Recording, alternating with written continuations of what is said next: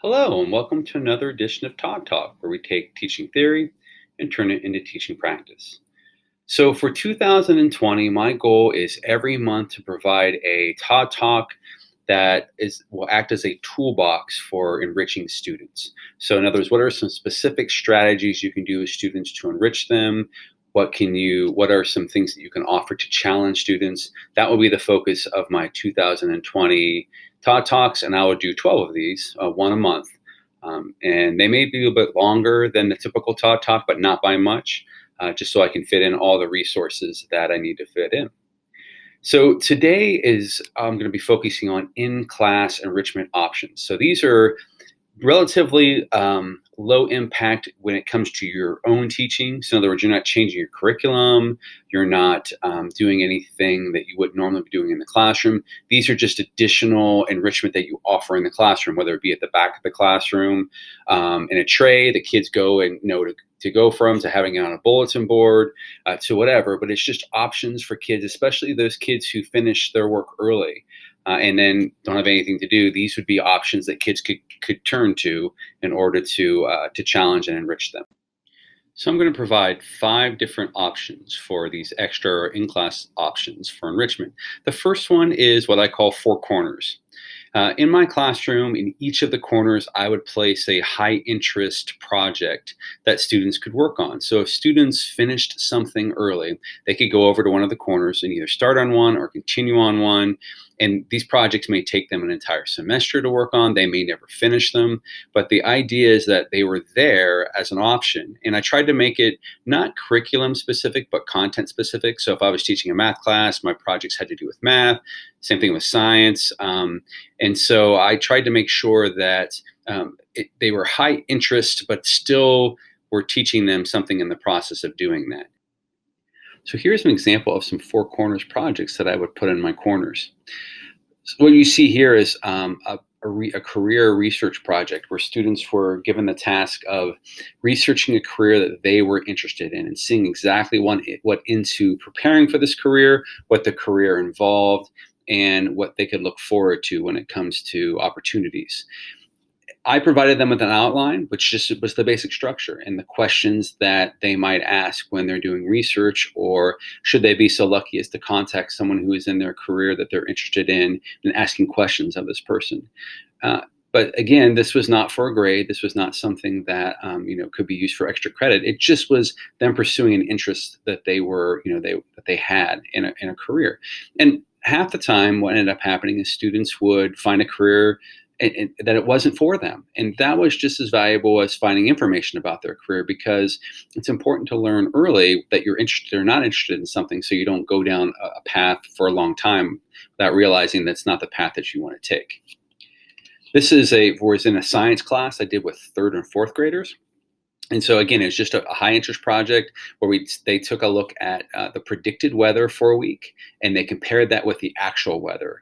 And so part of the structure was that they would look at local forecasts. Like we had in our town, we have channels 4, 6, and 10. They would look at all 3 of those forecasts and see which one was the most accurate and plot that out. And so they were learning science, they were learning some math concepts, but again, it was something that they were interested in doing. And something that I just guided them from time to time, but it was not something that was part of like the class curriculum. This one, which was of particular interest because I got a bonus of getting to eat things, was having your math and eating it too. So with my math students, I wanted them to see how math worked in the real world. So this project encompasses them, baking something using a recipe and then seeing the math involved in that recipe. So for example, if they have to do half a cup of flour, but they only have a cup available to them, how do they determine what the halfway part is if it's not marked in the cup? So they would have to use math to do these things. And so what they would do is look at all the math that went into this, including the temperature of that you would cook it at, and so on and so forth. And then their end product was they were to bring in the product that they made. I like this also because it encouraged them to go home and say to mom or dad, will you help me bake this, depending upon their age. And so they were learning a skill of how to cook, and they were also learning about math and how it worked in the real world. This one was a really popular one. So I would normally rotate these Four Corners projects every 9 weeks to keep them fresh. This is one, though, I never had to take out of the rotation because it had so many possibilities. So it was based on greatest historical mysteries. So students would find an historical mystery, and several are given there that they were interested in. So let's say Atlantis. And they would research 3 possible theories on Atlantis and whether it actually existed or not. So they would research this, find information, and then draw their own conclusions, which one they found was the most plausible or the one that they believed in the most. And the reason why this was a great project is because a kid may do Atlantis and go through the whole project and then realize, oh, I also want to learn about, King Tut's death. That's something that's interesting to me. Or as they're researching something on one, they may find information about others. So if they were looking at the lost colony of Roanoke and ran across, the idea of lost civilizations, they could look at, there are other possibilities for them to look at that. So this is one that I had students that sometimes would do several of the same project, different topic throughout the year because it was something they were interested in. The second option that I provided for students are just what I termed brain teasers. And these were activities, worksheets that engage the brain. It caused kids to be thinking about something, to jumpstart their thinking. Sometimes I would use these as bell ringers before class just to kind of get the juices flowing. Other times they were just at the back of the room for students to work on should they want to. And so when students would finish doing their regular work, they could go back and grab one of those and work on that at their own leisure. Sometimes I attached like prizes to them, like if they got all 10 riddles correct, I would give them a candy bar or something. But the idea here is that you're just engaging the thinking process of students. So I had all sorts of different types of brain teasers for students to do. For example, here's one where students had to take these boxes and figure out what kind of famous or popular saying was being said there. So if you look at the very first one in the upper left-hand corner, it's head and heels is below it. So it's actually would be head over heels. And it'd have to be like a saying that was known. So for instance, the history one where it's history, history, history, some students would say, well, let's try history. And I would say that's not really a saying. So they have to rethink that. And it actually was history repeats itself. And you had other ones like you have update, which is down on the left-hand middle way. You have Tuesday, which is that one in the middle. One of my favorites is that one in the middle where it has issue in a box, all these issues. And so when students would work on this one, they'd be like many issues or, issues in a box or tissue box or, something of that nature. And then when I'd reveal to them that it was tennis shoes, there would be this aha moment because there are 10 issues within this box. And so it's tennis shoes. Another one I would use is Sudoku, especially if I was teaching a math class. Sudoku is a very simple thing to teach. It doesn't take a lot of time to teach it, but it's something that students can use the rest of their lives. And so the basic premise of Sudoku, I'm not going to go into great detail, but is that there are 9 boxes within a grid. Each of those grids have 9 boxes within. In them, you have to put each number from 1 through 9 once. You can't repeat it within the 9 square grid. And you can't have the same number in a row or a column. So basically, there's only one correct answer that goes in each of these boxes. And you have to use logic to try to figure that out. And so I would start with simple 4 grid Sudokus if I was introducing it to students or with younger students. And then eventually there are lots of free resources online that you can look up Sudoku, and it gives you easy puzzles, medium puzzles, difficult puzzles, depending upon the skill set of your students. And you can have all 3 options and then students choose for themselves which one they want to do. I like to use riddles with students. So you see riddles here, like number 2 is in a calendar. Some months have 30 days and some months have 31 days. How many months have 28 days? And of course, the answer is 12 because every month has 28 days to it. It doesn't say how many end with 28 days. Another one here it kind of tries to trick you a little bit, but to get you thinking. So when you look at number 6, why are $1990 bills worth more than $1989 bills? Your mind naturally goes to a year. But in actuality, this is asking why are $1,990 bills worth more than $1,989 bills? Because it's $1 more. And so getting students to kind of think a little deeper. And one of my favorites is number 7. James and Charles were born on the same day in year to the same parents, yet are not twins. How is this possible? So students would rack their brain about all sorts of possibilities involving the lunar year or leap year or alternate realities. And then I would have to explain to them it's just because they're triplets and they omitted the third person's name. And so, and again, it's very simple answer, but it really gets them thinking about those things. A third option that you can have for in-class or extra enrichment is to have a library in your classroom. I realize that schools have media centers and libraries already in their schools, but this is a process of kids getting up, going down there, having to have a pass, so on and so forth.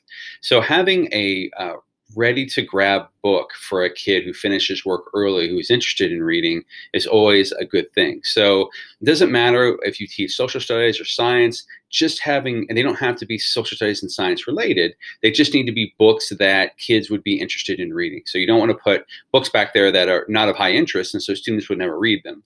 But you do want to have books that are going to challenge books and challenge students. And that becomes the hard part, is finding books that are age appropriate at the same time of being at the reading level. So if you have a second grader who's reading at a seventh grade reading level, do you really want that second grader reading books that seventh graders are reading and the content involved in that? Well, most likely not.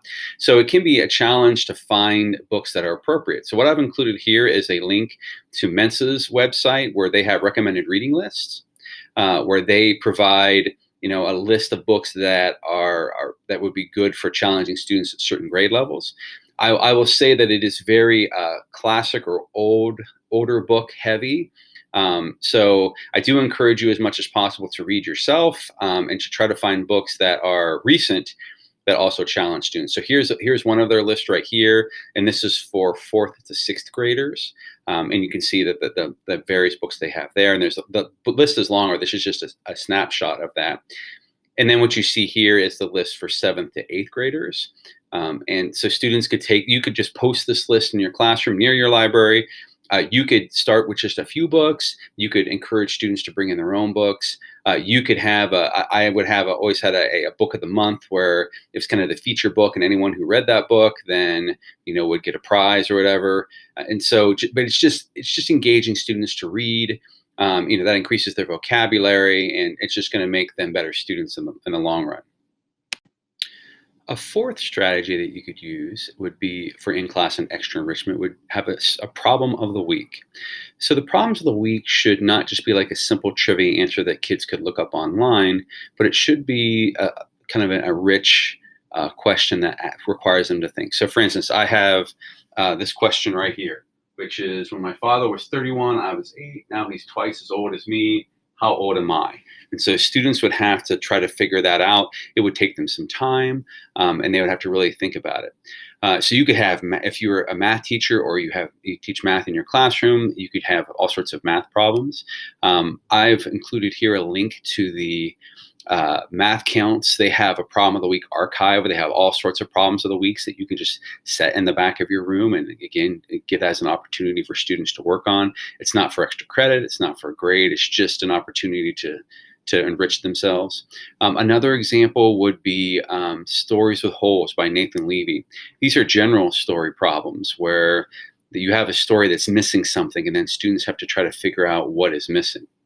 So for example, here is a Stories with Holes called The Masked Man. And the story says the man was afraid to go home because the man with the mask was there. And so students would try to figure out, was someone trying to rob their home or whatever. And then you get a more logical answer that you see there at the bottom, is that the man with the mask was a catcher, and the person was the runner heading for home, and they didn't want to be out, so they wanted to avoid them. So that's just one example. There are several examples of Stories with Holes. He's got several volumes of them, and those are a good way to challenge cognitively students to think. The final in-class option I would like to talk about is the idea of having a designated space, which is a makerspace.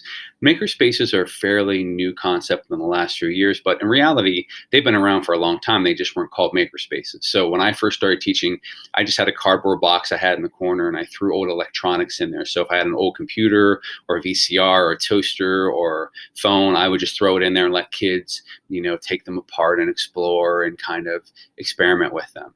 Another option is to have just a big box of Legos. So kids can come in and create things, Legos are somewhat expensive, but what I would do is when my daughters were done with theirs, I would just bring them in and let students, use those to be creative. The thing about makerspaces is they do not have to have really expensive equipment like a 3D printer or lots of like Legos, which can be extremely expensive.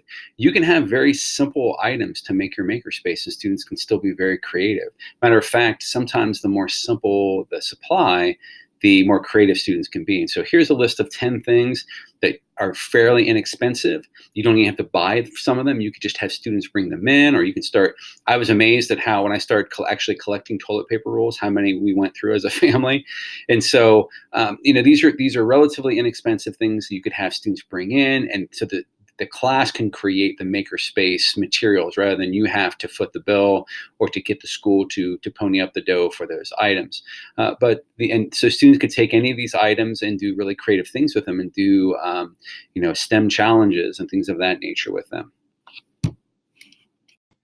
So there you have it. There are 5 ideas for things that you can put in your class that have high impact on student enrichment, but low impact on actually affecting your class day-to-day activities. There are lots of resources here. There are also resources located at my website, which is www.thegiftedguy.com. Under the resources page, I have some puzzle packs that you can use. I have projects that could be used for Four Corners. So feel free, those are all free resources. Feel free to try those.